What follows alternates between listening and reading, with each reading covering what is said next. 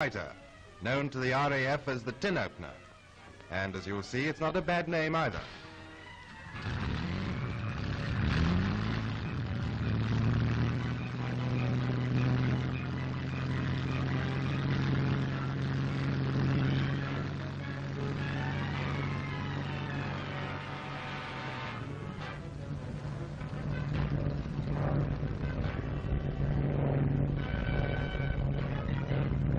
The Hurries take to the air, and it's not long before they see their target below them.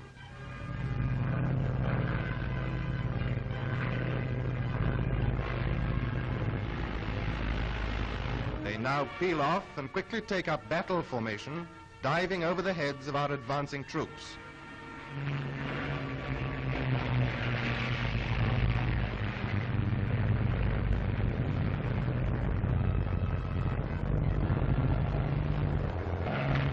Now they are within range, and you'll see for the first time this deadly gun in action, truly living up to its name, Tank Buster.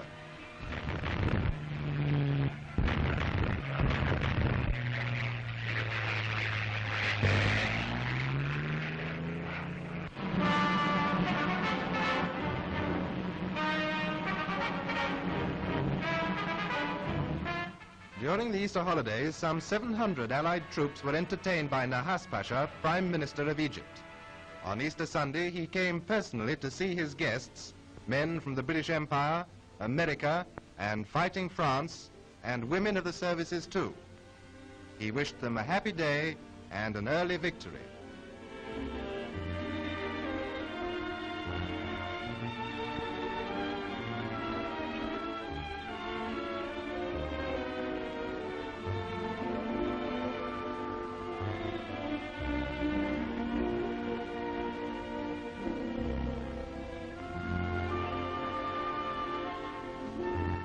Three Nile steamers took the party down the river to the famous barrage gardens.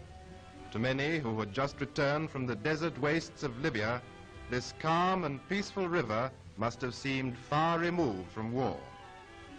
With true Egyptian hospitality, these men from the four corners of the earth were made welcome in a strange land.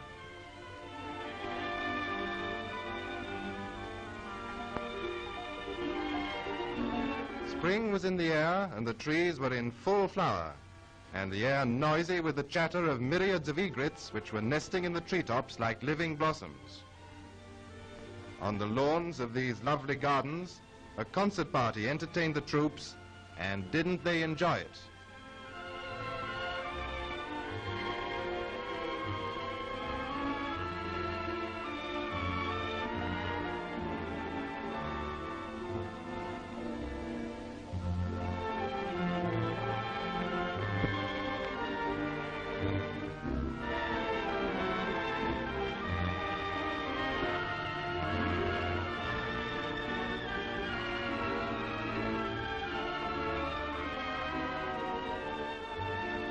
And so a happy day drew to its close.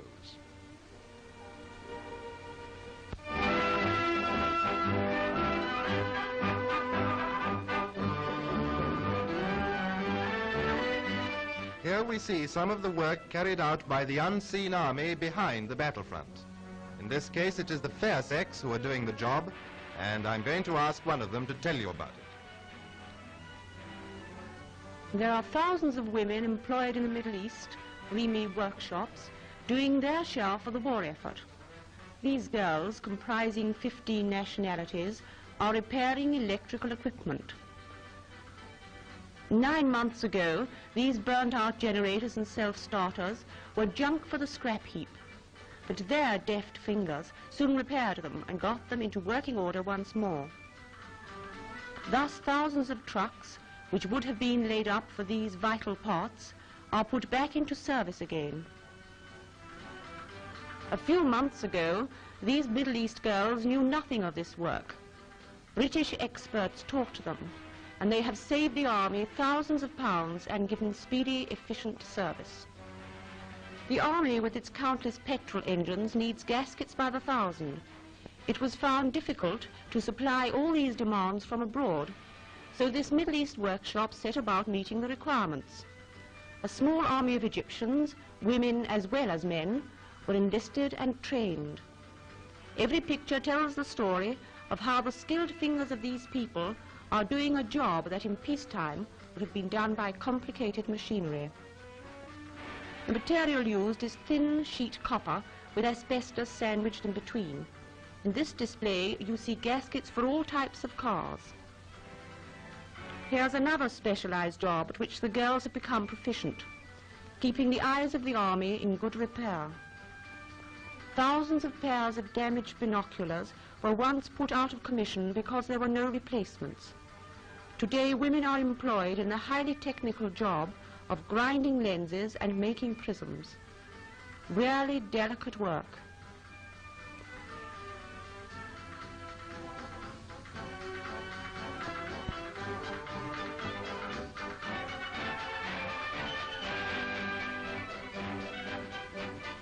These glittering diamonds are some of the gems of their handicraft.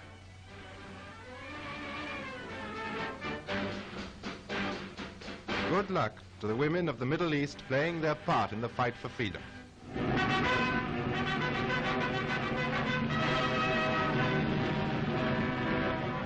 Sir Arthur Tedder, commanding the Allied Air Force in the Mediterranean, pays a flying visit to Malta to see things for himself.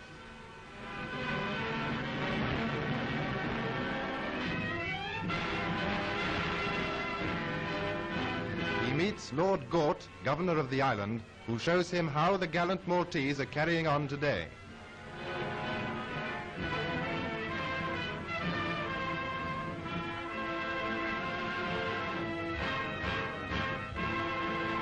As soon as supplies arrive in the harbour at Valletta, the ships are quickly unloaded.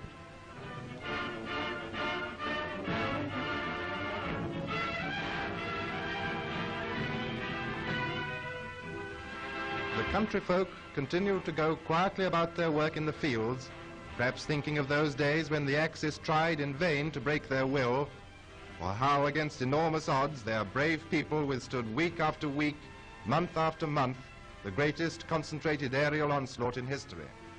This unbreakable spirit is still undaunted. Today, the men who have defended Malta against all odds join hands with our American allies, who see for themselves how this island, battle-scarred and torn, still holds its head high.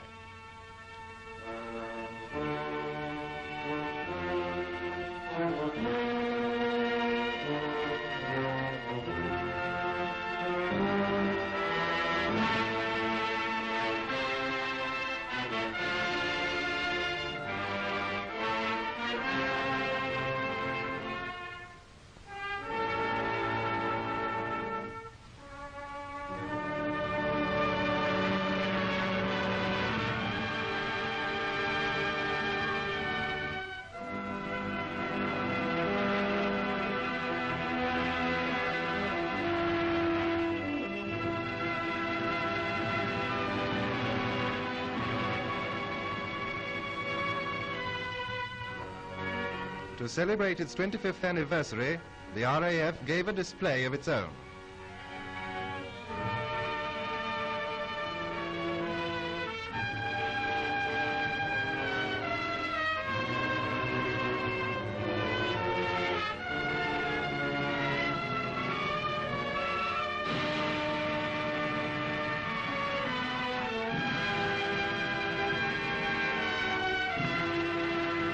The Air Force certainly picks them young here.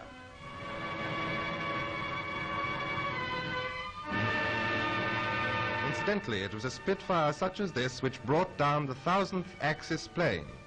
War Pictorial News is proud to show these pictures of the machines and the pilots who actually did the job. Here is Squadron Leader Lynch of California, USA, who brought down the 1000th plane, being congratulated by Pilot Officer Osborne of Reading, England, who bagged number 1001. Well done, United Nations.